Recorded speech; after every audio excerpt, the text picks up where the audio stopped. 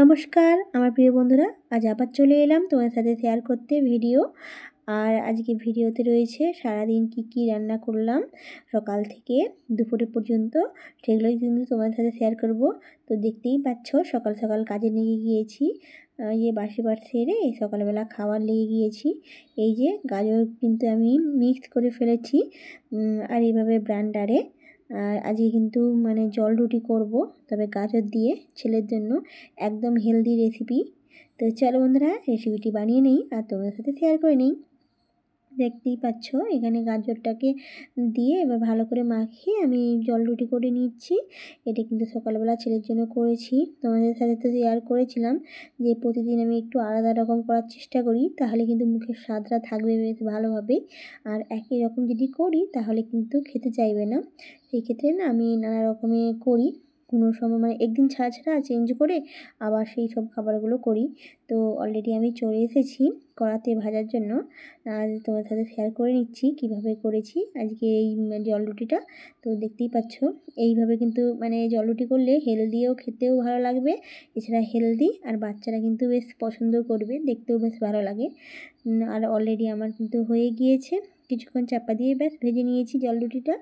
আর সকালবেলা না বেশি কিছু করার টাইম পাই না, কারণ সকালবেলা ছেলেটা পড়তে যায়, তার টাইম হয়ে যায় 7টায়।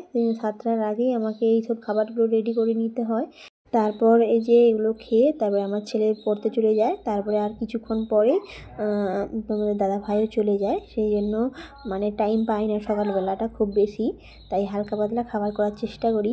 তাও আবার যেই দিন টাইম থাকে সেই দিন একটু ঘুম থেকে দেরি করে উঠলে আমি খাবার খাওয়ার টাইম পাই না। সেক্ষেত্রে বিস্কুট এছাড়া অন্যান্য খাবারও খেয়ে যেতে হয়। তো অলরেডি কিন্তু তোমাদের সাথে কথা বলতে বলতে আমার কিন্তু ভাজাটা হয়ে গিয়েছে, এই দেখো তুলে নিয়েছি। এবার চলে যাবো আমি দুপুরের রেসিপিতে। একদম দুপুরের রেসিপির জন্য রেডি করে নিচ্ছি। আর দেখো আজকে এই মোরলা মাছটা কিন্তু কিনে নিয়েছি প্রায় 100-র মতো। এছাড়া কই মাছটা না তোমার দাদা ভাই জাল থেকে ছাড়িয়ে দিয়ে গেছে আজকে। সেই জন্য এই একটা মাছের সঙ্গে এছাড়া মূল্য মাছের রেসিপি করে ফেলবো একসঙ্গে, আলাদাভাবে আবার রান্না করতে গেলে আরও হ্যাপা। তো যাই হোক বন্ধুরা, এই যে শর্টকাটভাবে কিন্তু এই দুটো মাছের রেসিপি একসঙ্গেই বানিয়ে নেব। তো অলরেডি চলে এসেছি কড়াতে, আর মাছটা অলরেডি ভাজা হয়ে গিয়েছে অনেকটাই। আর দেখো সমস্ত মশলা কিন্তু আমি রেডি করে নিয়েছি। এখানে নিয়েছি পেঁয়াজ কুচি, কারি পাতা, আর রয়েছে গোটা জিরে, আর এটা রয়েছে জিরে বাটা, এছাড়া ধনে বাটা, আর রয়েছে এখানে সবজি, সমস্ত সবজি, আর এটা হচ্ছে কলার থোড়। আমি আজকে কলার থোড় দিয়ে ভাজা করব। তো যাই হোক বন্ধুরা, কথা বলতে বলতে কিন্তু মাছটা ভাজা হয়ে গিয়েছে আমার, তুলে নিচ্ছি। এবার মাছটা তুলে এবার রেসিপিটা বানিয়ে নেব। প্রথমে মাছের রেসিপিটা বানিয়ে নিচ্ছি, কারণ মাছের তেলটা যেহেতু রয়েছে এতে কিন্তু মাছের রেসিপি বানালে ভালো লাগে। তো দেখতেই পাচ্ছ মাছের রেসিপি করার জন্য সবজিগুলোকে নাড়াচাড়া করে ভেজে নিয়েছি।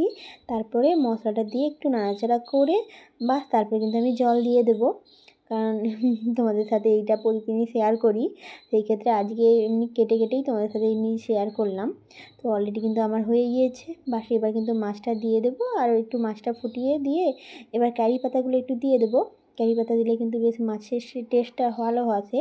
আর এটা নোনা মাছের ক্ষেত্রে না কারি পাতাটা দিলে বেশ ভালোই স্বাদ আসে, সেন্টটাও কিন্তু খুব সুন্দর আসে। যাই হোক বন্ধুরা, ব্যাস শর্টকাট কিন্তু সব একসঙ্গেই মাছের রেসিপি করে নিলাম। এবার চলে যাব কলার থোড় ভাজা করতে। আর কলার থোড়টা না আমাদের না, আমার কাকিমা দিয়েছে।